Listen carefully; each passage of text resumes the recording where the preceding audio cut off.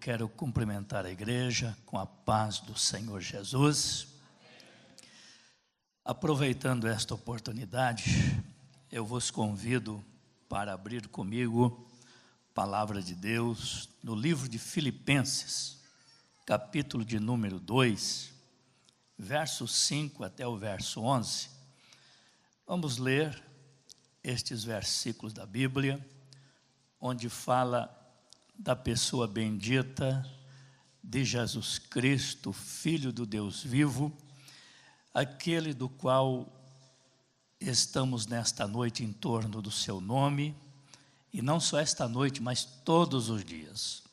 Jesus, Ele é na nossa vida, Ele é na vida da igreja e Ele é na boca dos salvos. Jesus é doce como o mel, ou mais do que o mel, na nossa boca, no nosso coração e na nossa alma. Filipenses 2, 5 a 11 diz: de sorte que haja em vós o mesmo sentimento que também houve em Cristo Jesus, que sendo em forma de Deus, não teve por usurpação ser igual a Deus, mas aniquilou-se a si mesmo, tomando a forma de servo, fazendo-se semelhante aos homens, e achado na forma de homem, humilhou-se a si mesmo, sendo obediente até a morte e morte de cruz, pelo que Deus o exaltou soberanamente e lhe deu o nome que é sobre todo nome, para que ao nome de Jesus se dobre todo o joelho dos que estão nos céus e na terra e debaixo da terra, e toda língua confesse que Jesus Cristo é o Senhor, para a glória de Deus Pai.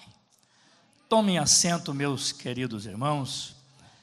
Nós já vimos e ouvimos falar bastante de Jesus aqui nesta noite, e verdadeiramente Jesus, Ele é tudo para nós. Ele é na nossa vida, Ele é a nossa esperança, Ele é tudo. E Ele que nos alimenta, e diante da grande promessa, Ele também nos levará ao céu, né?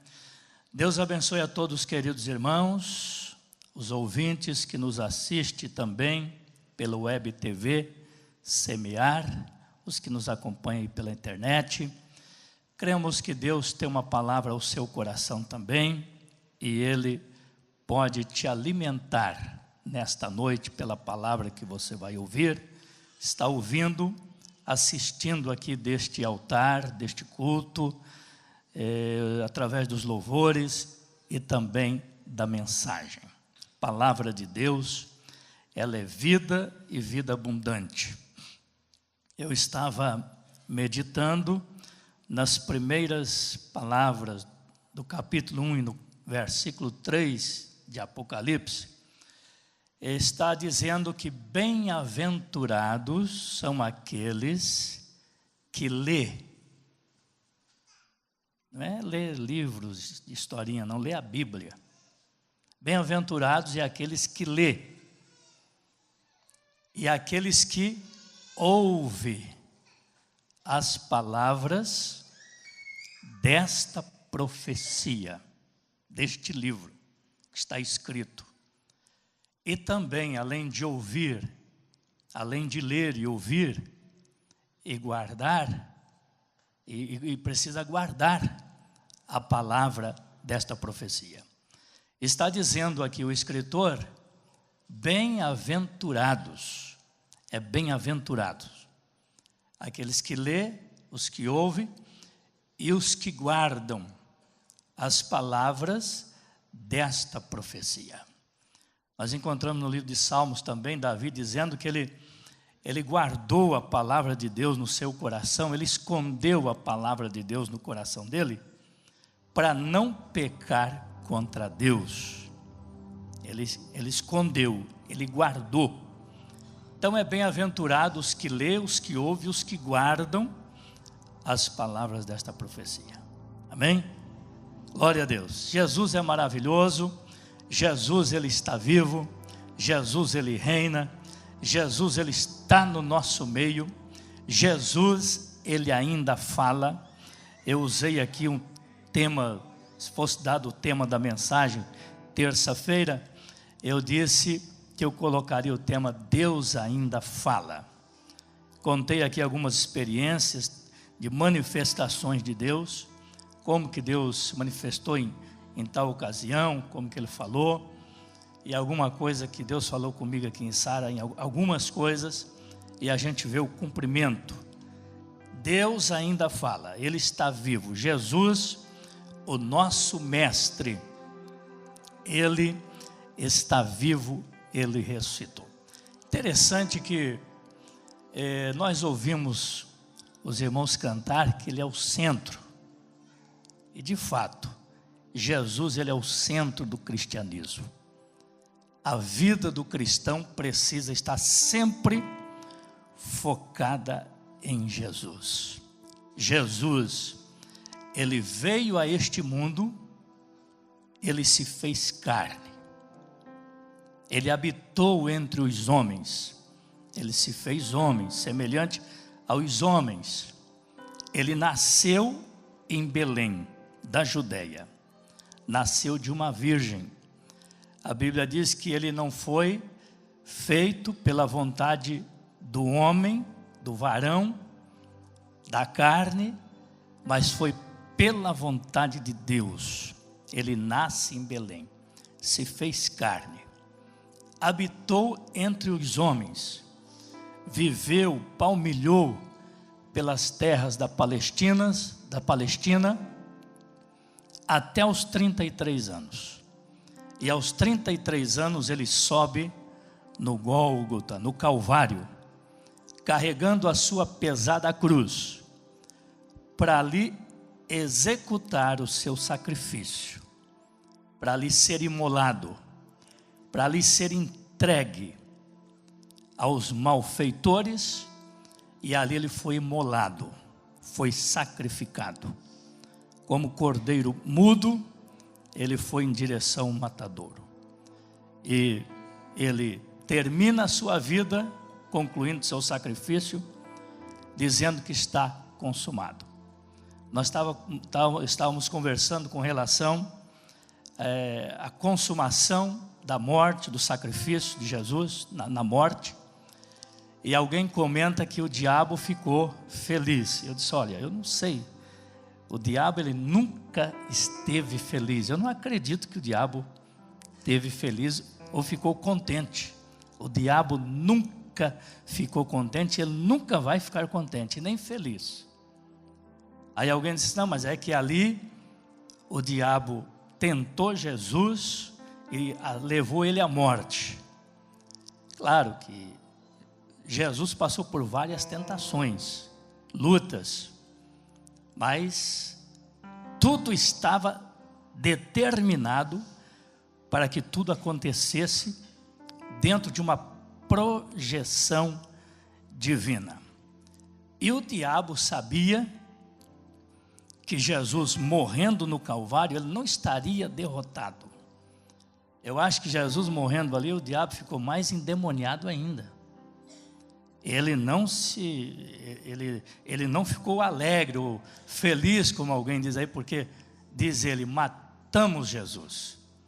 O diabo, ele é um Deus minúsculo, com letra minúscula, e o diabo sabia perfeitamente, o diabo conhece todo o projeto de Deus, porque o diabo ele vive desde o princípio. Então ele sabia que Jesus estava concluindo o sacrifício, ia ser sepultado, e o diabo sabia que Jesus ressuscitaria. O diabo conhecia e conhece o plano divino. Satanás sabia perfeitamente do projeto de Deus e do plano divino. Mas, meus queridos irmãos, no que nós lemos aqui esta noite, Paulo está dizendo, falando algumas coisas sobre a pessoa bendita de Jesus. Jesus veio a este mundo com o propósito de trazer salvação aos perdidos. Ele menciona em uma de suas cartas, dizendo que ele também era um desses pecadores, e Cristo morreu por ele, sendo ainda pecador. Houve um investimento de Deus. Paulo, sendo ainda pecador, Jesus já havia morrido por ele.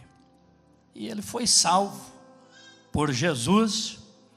E esse foi o projeto de Deus, propósito divino. Jesus vir a este mundo para morrer, para salvar a humanidade, para, através do seu sangue, do seu sacrifício, perdoar pecados, ou os pecados do pecador que se arrependesse e que cresce no nome de Jesus, recebesse o perdão dos seus pecados, sendo regenerados. Na velha aliança, alguém podia dizer assim, que eu já ouvi dizer, mas será que precisava Deus usar esta forma para redimir a raça humana? E aí alguém citou o Velho Testamento, e eu disse assim, que no Velho Testamento foi uma forma que Deus preparou, e os pecados eram apenas cobertos. Os pecados não eram regenerado, purificado do pecador, era apenas coberto. Mas com a vinda de Jesus, com a morte de Jesus, aí os pecados não mais passou a ser coberto. O pecado passou a ser purificado, o pecador passou a ser regenerado, lavado. O sangue de Jesus, ele purifica, ele limpa, ele lava a mancha negra do pecado. E o pecado do ser humano, quando vem a Jesus, ele fica limpo, fica lavado, fica purificado. Nós temos em Apocalipse, no final, dizendo: bem-aventurados são aqueles que lavam as suas vestiduras no sangue do Cordeiro, para que tenham o direito de entrar no céu. Lava, o sangue purifica, o sangue limpa. Na velha aliança, o pecado era coberto através dos sacrifícios dos animais, que tinha que ser oferecido constantemente. Então o pecado era coberto, não era purificado, era coberto. Na nova aliança, após o sacrifício de Jesus, ele é lavado, a alma é lavada, o pecado é purificado, o pecador é regenerado a partir do momento que ele ou ela vem para Jesus, aceita Jesus, confessa o nome de Jesus, os seus pecados são purificados, diz a Bíblia.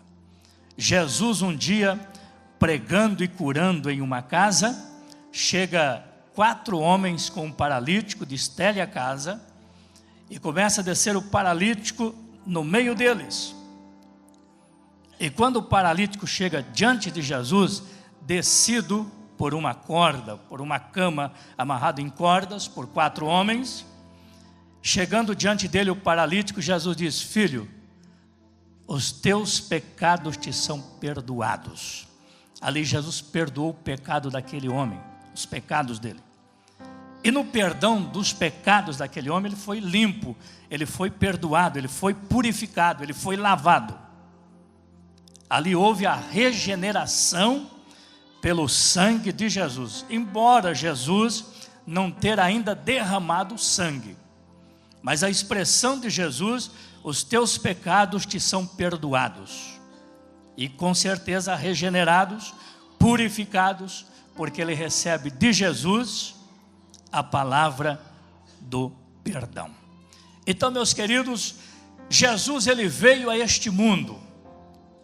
Eu passo a imaginar, muitas vezes nas minhas meditações, Jesus, ele está na glória celestial com Deus. Ele estava com Deus desde o princípio. A Bíblia fala disso, que é desde a eternidade. E Jesus deixa o céu de glória, e ele vem a este mundo.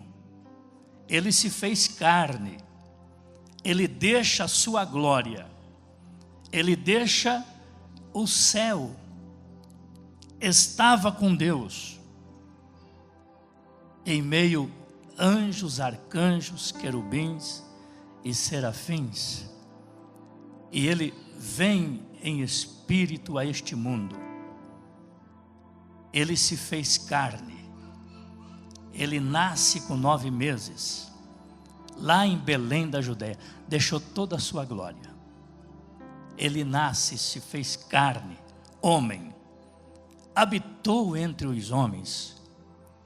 Quando a gente lê isso, nós lembramos de 3:16, Deus amou o mundo de tal maneira, que deu seu Filho unigênito, para que todo aquele que nele crê não pereça, mas tenha a vida eterna.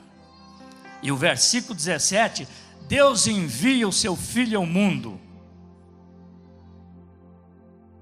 não para que condenasse o mundo, olha bem, mas para que o mundo perdido fosse salvo por ele. Aí Jesus nasce, começa a perseguição, começa o sofrimento, até a sua morte. Paulo está dizendo que ele esvaziou-se da sua glória, humilhou-se a si mesmo, deixando a glória e vindo aqui, para viver com os homens como homem, sofrer e morrer. Deixou a glória e veio. Isso aqui revela a grandiosidade do amor de Deus pelo pecador, por mim e por você. Isso aqui, meus irmãos, dá-nos a entender e faz com que qualquer cristão que se preze e que se valorize a investir a sua vida nas coisas de Deus, servir a Deus com alegria, porque Deus foi tão bom para conosco. Amar a Deus sobre todas as coisas, servir a Deus com alegria, honrar e adorar ao Senhor em todo o tempo da nossa vida, porque o que Deus fez para comigo e contigo foi muito grande, e nós precisamos expressar alguma coisa diante de Deus, com todas as nossas forças, e nos esforçando em tudo, para servir a Deus com alegria, para honrar a Deus em todo o tempo, porque grandes coisas Deus fez por nós. Enviou o seu Filho a este mundo, o único Filho, seu único Filho, veio e nasceu da Virgem Maria, se fez carne, habitou aqui, viveu aqui, até os 33 anos, para nos dar a grandiosidade da salvação, a nossa união, a nossa paz, a nossa libertação está nele. Foi pelo seu sacrifício, foi pelo investimento de Deus. Hoje nós estamos assentados aqui, eu sempre faço menção das palavras de Paulo, e nos fez assentar nos lugares celestiais em Cristo Jesus, libertos, transformados, regenerados, com o Espírito de Deus sobre a nossa vida e com a visão da eternidade. Aleluia, sem medo e sem dúvida, já com uma visão celestial, tendo a convicção de que, ao sairmos daqui, nós vivendo com Cristo, a vida não acaba aqui, ela continua ali, e ali ela é muito melhor. Ali ela é uma vida sem dor, para quem partiu com Cristo, para quem viveu com Cristo aqui, para quem aderiu o seu projeto e abraçou este plano e passou a andar com Jesus, a viver com Jesus. A vida ali ela é muito melhor. Não haverá choro, nem tristeza, nem dor, nem sofrimento. Ali é gozo e paz para todo sempre. Quem venceu aqui, vai estar livre de qualquer perigo, porque venceu, venceu. Não está mais sujeito à queda, a dores, a sofrimento, porque já venceu, venceu todas as coisas. E olha, irmãos, o que está preparado ali para os salvos, para aqueles que vieram ao pé da cruz, para aqueles que confessaram publicamente esse que deixou a sua glória e veio para esta terra se fazer carne, para resgatar a sua vida da vã maneira de viver, para te transportar das trevas para a luz, para a glória de Deus, para o reino de Deus. Bendito seja o nome do Senhor. Nós sabemos que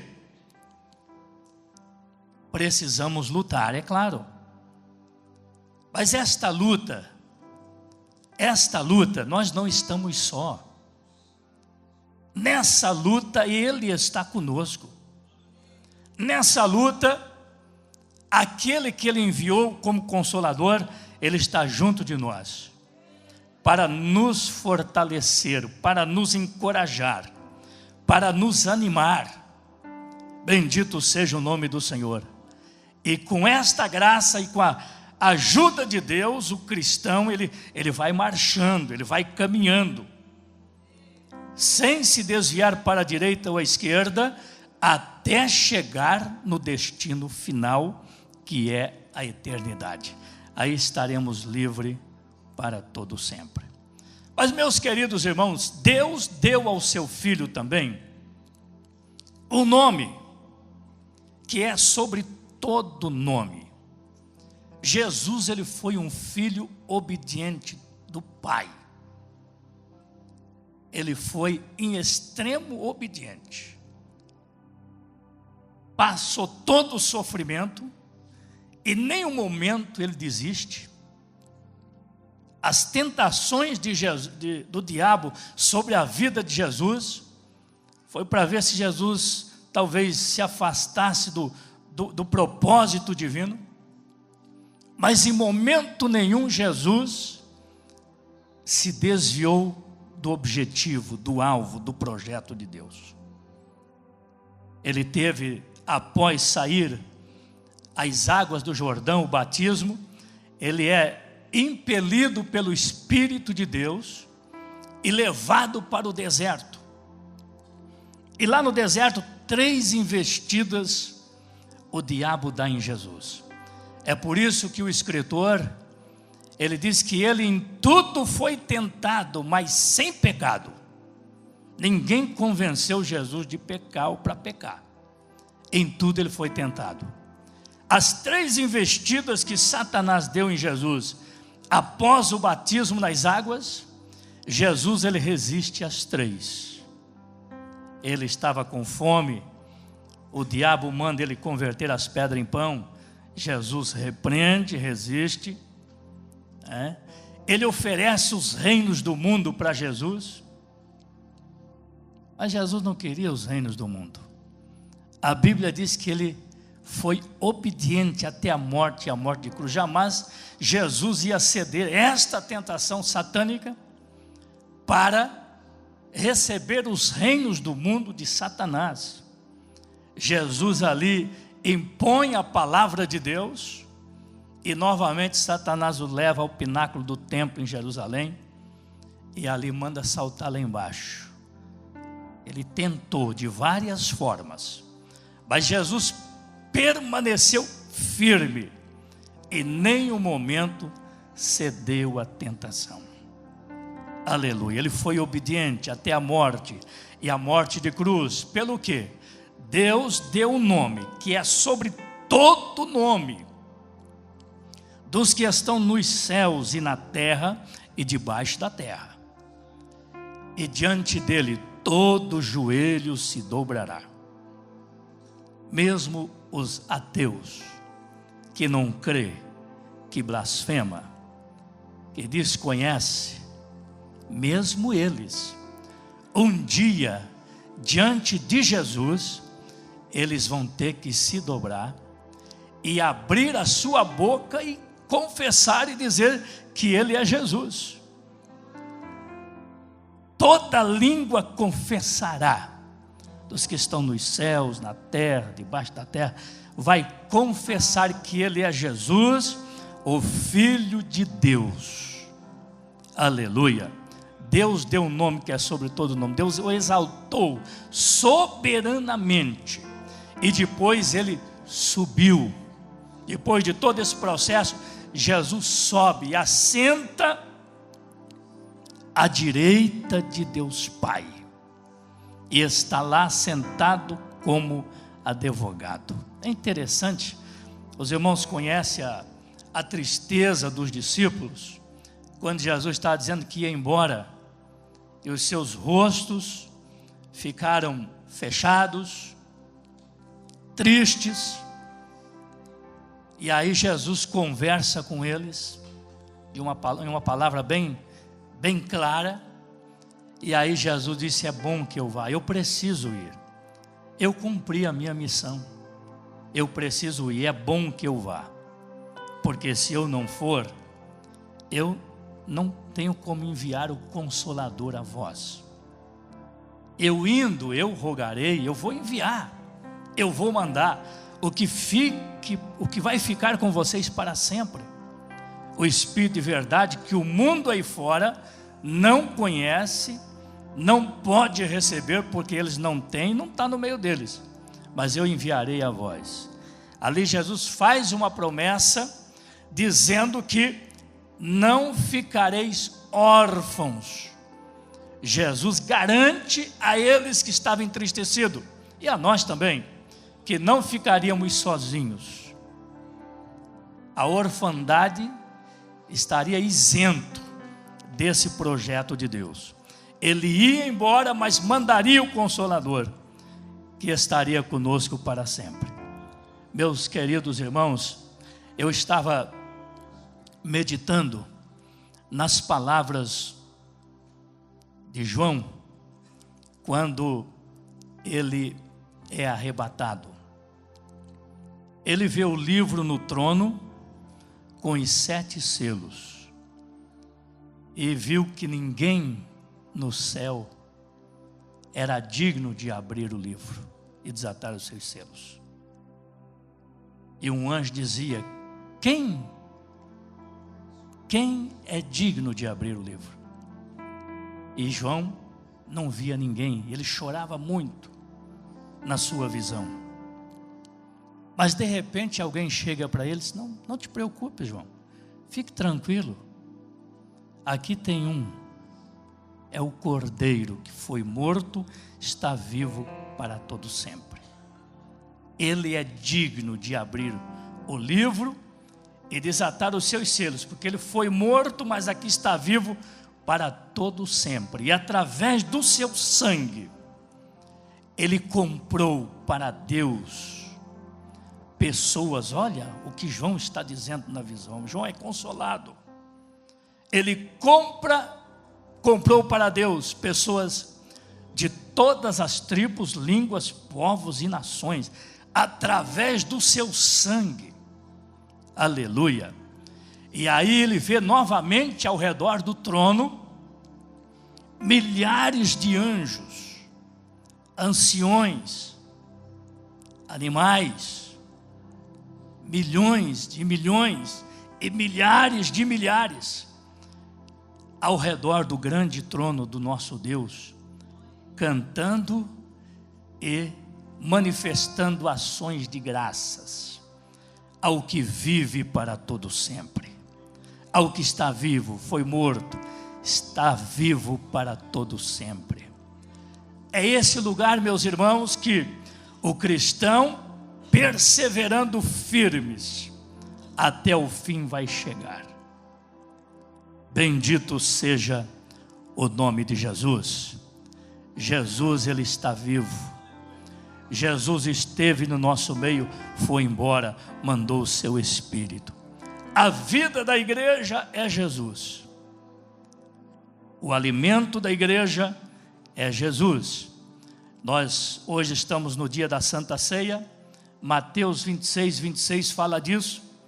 Jesus disse que se não comermos a sua carne e não bebemos o seu sangue, nós não temos parte com ele. E também nós não temos vida.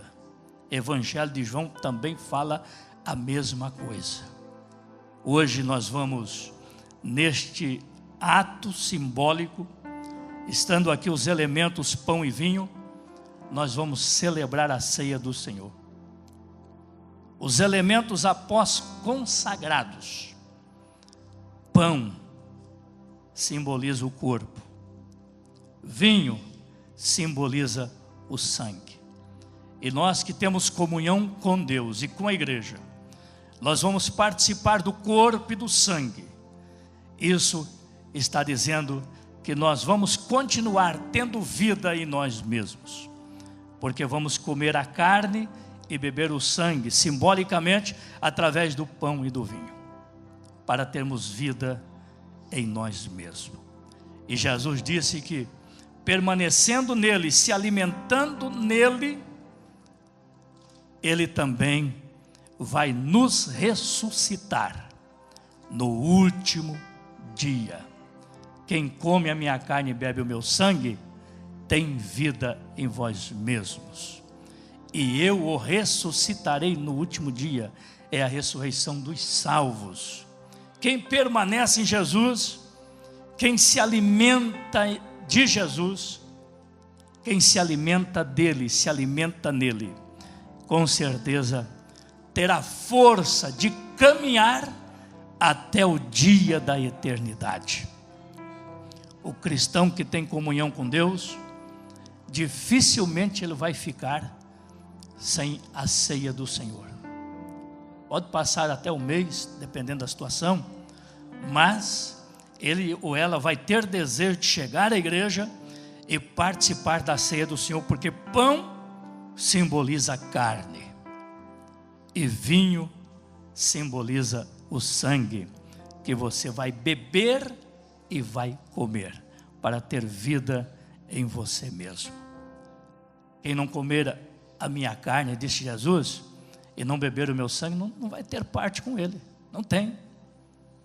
Mas com certeza o anseio e o desejo da tua alma, que sempre te traz a fonte de água cristalina, te trouxe aqui esta noite para você comer carne na ceia e beber o sangue, que é o vinho, para ter vida em você mesmo.